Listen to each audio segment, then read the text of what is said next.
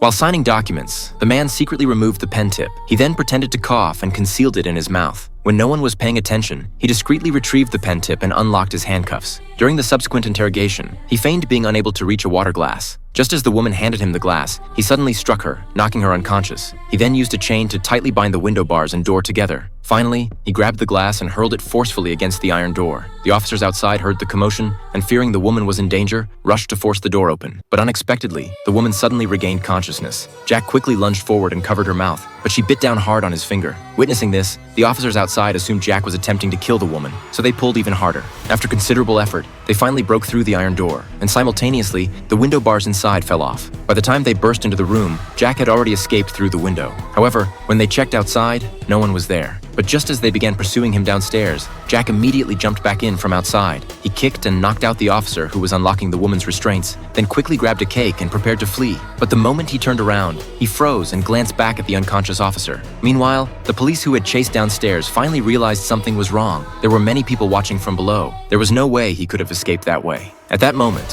one officer suddenly spotted a drop of blood on the back of the chief's head. The chief glanced at the blood and immediately realized Jack had been right above him, so he quickly led his team back upstairs. Jack, who was heading downstairs, also noticed their return and quickly hid on the other side of the staircase. When they arrived at the interrogation room, only the woman remained.